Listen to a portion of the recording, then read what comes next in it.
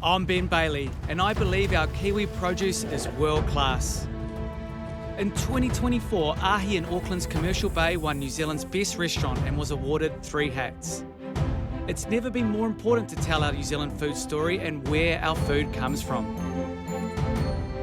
The faceless piece of steak or fruit in the supermarket, how was it raised or grown? We need to reconnect with the growers, the producers, the harvesters, and showcase their skills and commitment. We don't want to produce a product that we can't fully stand behind. Food is more than fuel to power our bodies. Our food in New Zealand has a unique story, and I want to experience its origins and the Kiwis behind it. That's got to be one of the most sustainable things I've heard. New Zealanders deserve to eat the best products from New Zealand.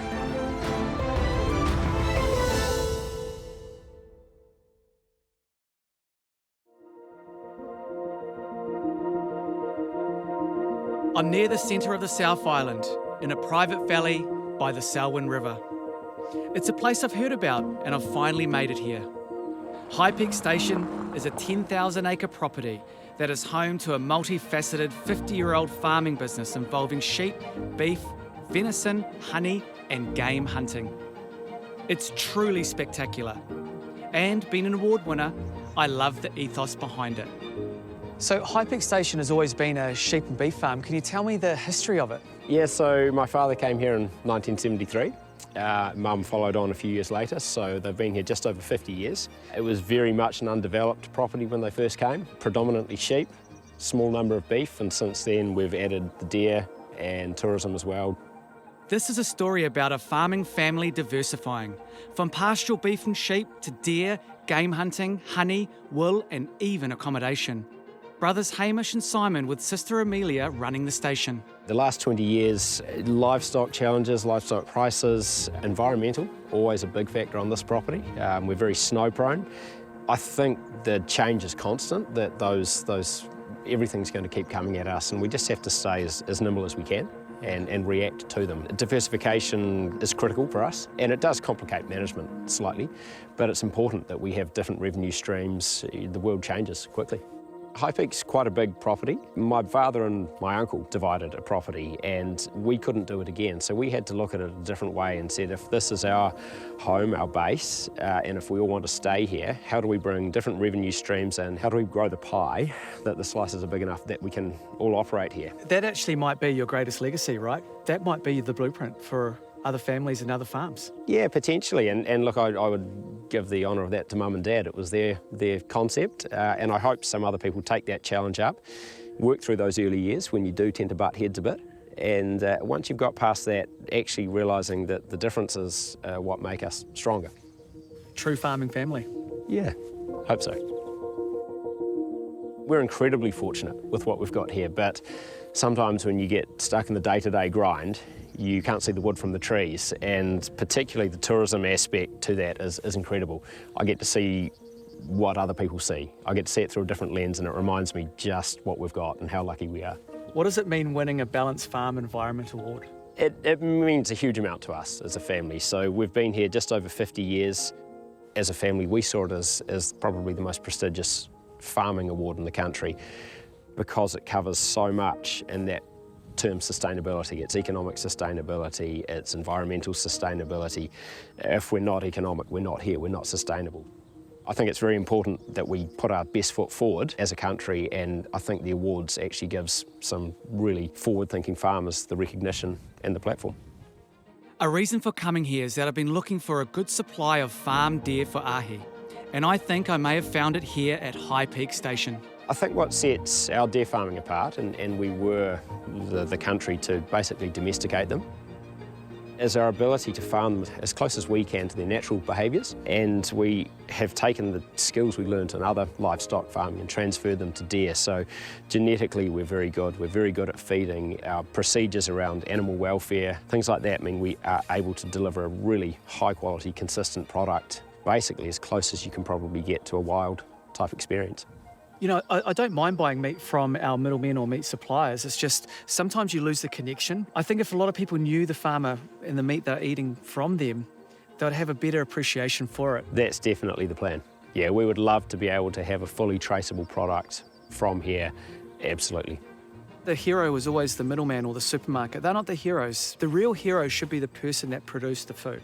We don't want to produce a product that we can't fully stand behind and be very proud of. It is the whole reason why we do things. It's time to find out more about the other experiences at the station, and game hunting super excites me. So Hamish's brother Simon is next to meet me, as he is the head of game hunting. Hi Simon, thanks for having us. Where are we and what are we doing today? Right now our intent is to try and get a deer on the table for this evening. So I've got my trusty assistant guide here, Polly. Polly, 11-year-old, who's an accomplished little hunter herself, out assisting us, and we're going to go and have a look for hopefully a nice yearling or an eating hind or something like that. Game features on the menu at Ahi all the time. It's really important to me. I mean, how important is hunting to you at High Peak Station? It's a really key part of what we do. It's also a key sort of part of our culture and our being. You know, we hunt ourselves recreationally, we hunt as a business. It's a really, important part of what we do and kind of who we are. Here at High Peak Station, we can introduce people to hunting and teach them how to do it properly. Simon sees deer not as a pest, but a resource. But they need to be managed. It is some of the most healthiest protein that we can eat as humans, so it's time to get some. Red stags. See straight down there, they're just moving up the hill. Hopefully they just relax. What I might do is we'll head down around this way, and then we'll come up over this ridge here.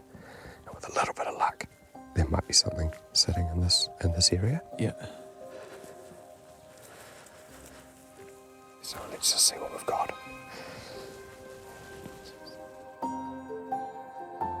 There's a hind and a... Oh, is that a hind and a fawn? Hind and a fawn there, yeah. And if we can see something down here, it's about 280 away. Oh, yeah. And we did see something before, so we'll just move along. Every time you only take a few steps, opens up a lot more country around here. Yeah, that's right. We'll just keep looking along here a little bit further. They're not looking at us, but they've got their noses in the air. Yeah, exactly. Exciting, eh?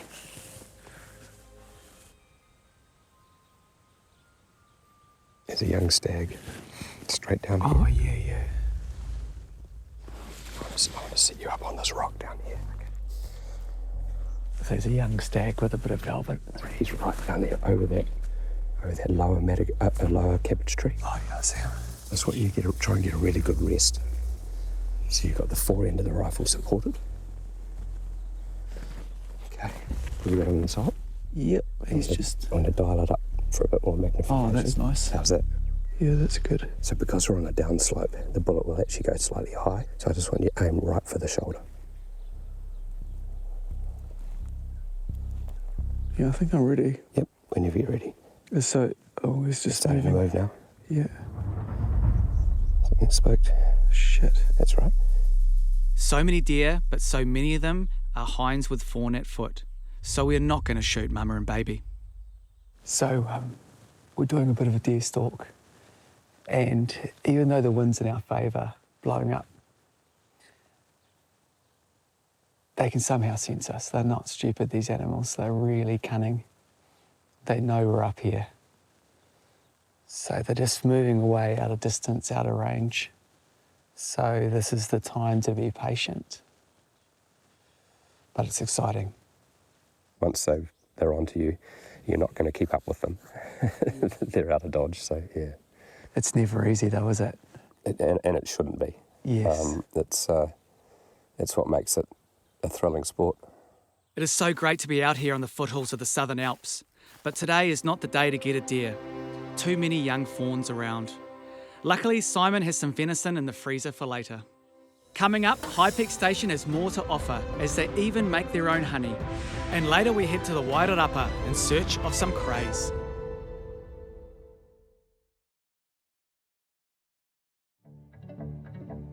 High Peak Station at the foothills of the Southern Alps is such a magical place. Another string to their bow is honey.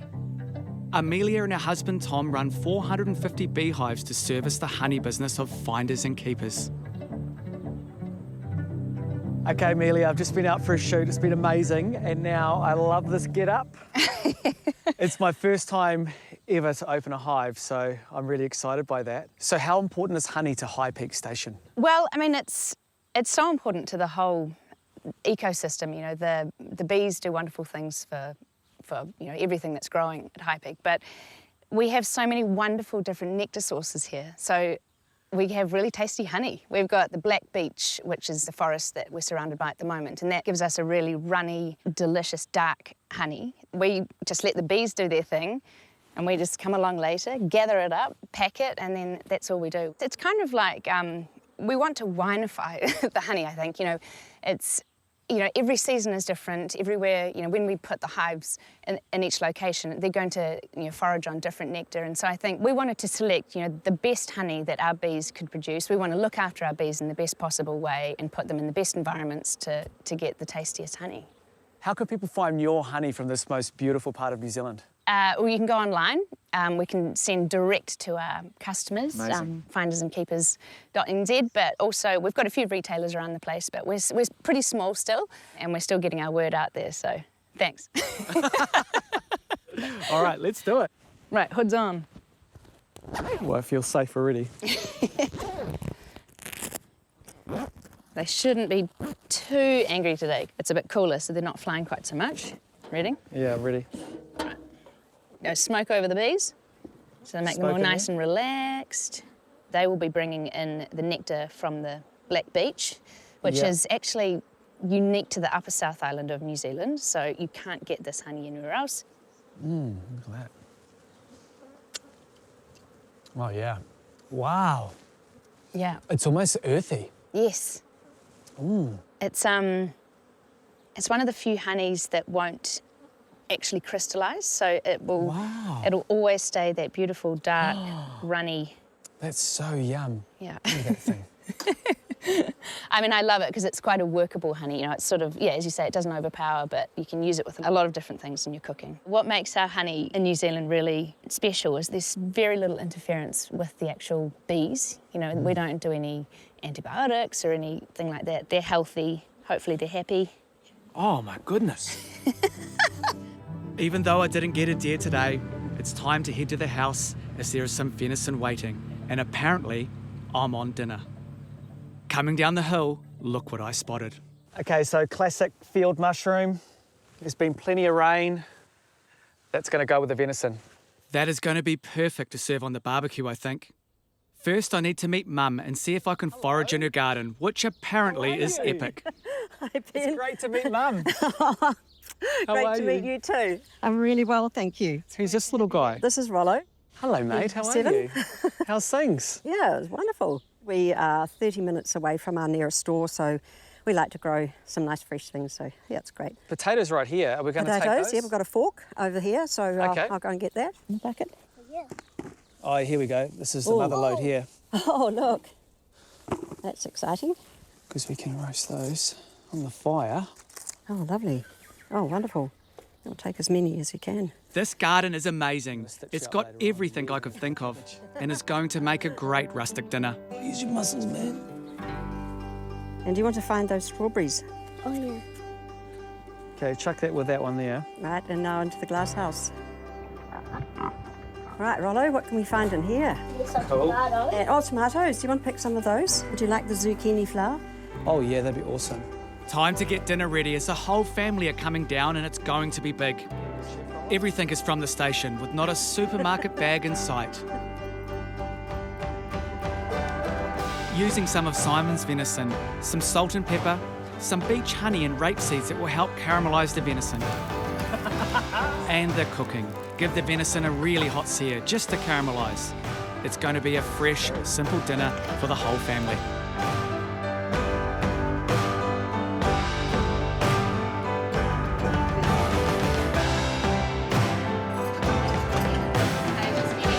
Nice and slow, Tim. Yeah, so we're going to sit down around the fire, guys. No, it's awesome. It's just like these. Cheers, buddy. Thank you very much. Cheers, mate. Cheers. Yeah, it's been a real privilege to be here with you guys today. You're a special family in a special place on a special farm, so I really appreciate it.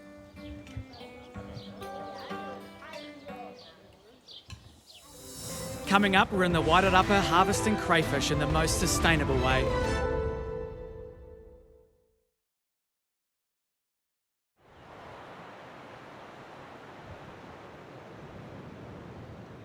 It's an early morning rise and I'm on the South Wairarapa coast in the North Island.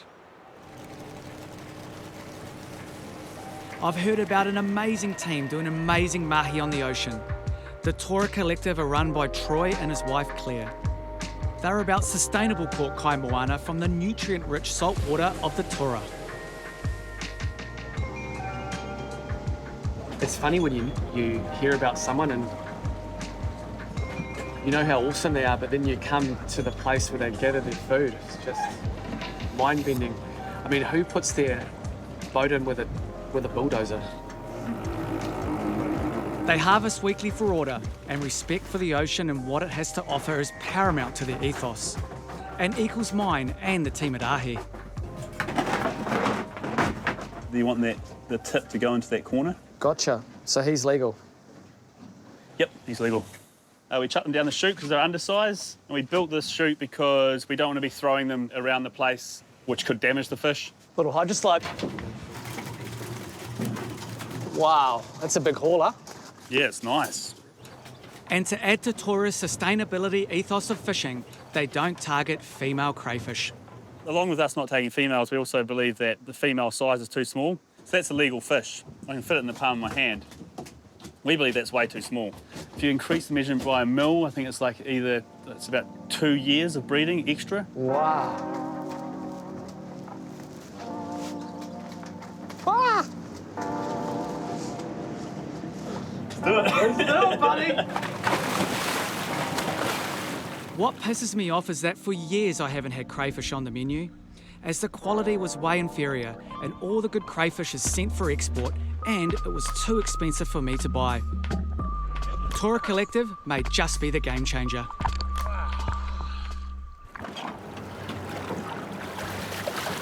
The hunters have returned. Just a little feed. Good work. Look how they stack up like that, aren't they? Amazing. Yeah. The conditions weren't great, but we still got a feast. Yeah, that's it. You know, Paua's one of those things you don't need much of anyway. Yeah, that's right. Do you know what I mean? Like one Paua feeds 4. Yeah, sure. Maybe the most underrated seafood in New Zealand. Maybe only the smart people know that this is absolutely delicious. That's right. Why do you love Kinna? Oh, I just love the taste of it, especially this time of year. You know, they're fat and creamy. You know, like it's honestly, I think it's my favourite at the moment. So springtime, you reckon it's the best time for? Oh my God, let's see it. When those Hurikawa is just about to flower. That's your one. Thank you very much. This is my one. Half went down my front, but Is it good? oh, it's incredible. It's really sweet. You know when Kinna sometimes it can have a bitter flavour to it? Yeah, that one does. But this is just sweet. It's creamy. It's rich. I mean, it tastes like the ocean. Yep. It tastes like you've been punched in the face with a wave. Yeah, which just happened. Tora Collective have been in the game for a while now, and their ethos is simple. Was all about quality for us and giving the best possible quality of these species that we catch, crayfish, paua and kinna, which are iconic to New Zealand's identity. 100%. You know, giving Kiwis the best quality of that. Sustainability is a word that gets chucked around way too much these days. Yeah. I know you're all about it, but what does sustainability mean to you, to your family, to the future generations? So we've got the quota management system, which decreases and increases the species that we catch depending on how well the stocks are. But we believe with what's happening in our environment and what's happening within the ocean at the moment, there needs to be more done. So that's where we've done the catch to order method, where we're only taking out of the ocean what we need for that week. We also seasonal fish. So say with the paua, over August and September along this region here, they spawn. We believe they should be left alone. If you think about where the quota system turns over each year, it's on October 1st for some species, which one of them is paua. And leading up to that point is when they're spawning here. So the system wasn't built around sustainability, it was built around economics to begin with. So there needs to be some core changes to that. Another side of things that we've thought about was these species from the ocean, we don't want to be creating nests back to the ocean. So we've put a lot of work into creating a package that is recyclable, and then the ice packs are home compostable. We're a human race that can go to the moon, but we can't discover a better way of transporting cold products that's not polystyrene, polluting the environment. Normally with a quota, a fisherman will go out and get as much as he can and then try to find somewhere to sell it. You've already sold the fish on an online platform or via email before you've caught it. We go out and harvest the fish for you once you've ordered. That's got to be one of the most sustainable things I've heard. I guess when we talk about crayfish and paua, they may be our two most iconic seafoods, aren't they? You know, things have to change if we want to be eating these products in the future. Yeah. We hope that through the processes that we are doing, that the next generation will see it and look at it and go, that works from a financial, and also from a sustainability element as well. Yeah. I mean, this is a New Zealand food story, right? This is like unpicking the journey of food from the ocean or the farm right through to a dish being prepared. And what we're realising is so often in our food system in New Zealand, you never know the journey of the food or the product you're eating. You don't know who farmed it, who caught it. You don't know anything about it. If you want to get fresh kaimoana and actually know it's fresh, then you need to be able to get it from the fisher. You need to find a fisher, or you need to put your hand up and go, why can't I find a fisherman? Or if you know, why can't I find one? And then we start looking at the system, and then we start looking at the process. But if the community starts calling out for it, then that will make change. I think you're a leader, and I think you're very brave, and I think the next fishers that get into this industry follow your lead, because I think it's the only way to protect the future of kaimoana in New Zealand. Yeah, thanks, Ben. Really appreciate it. It's, you know, it's and guys like you that are like, you know, looking out around this country and seeing the small guys like us.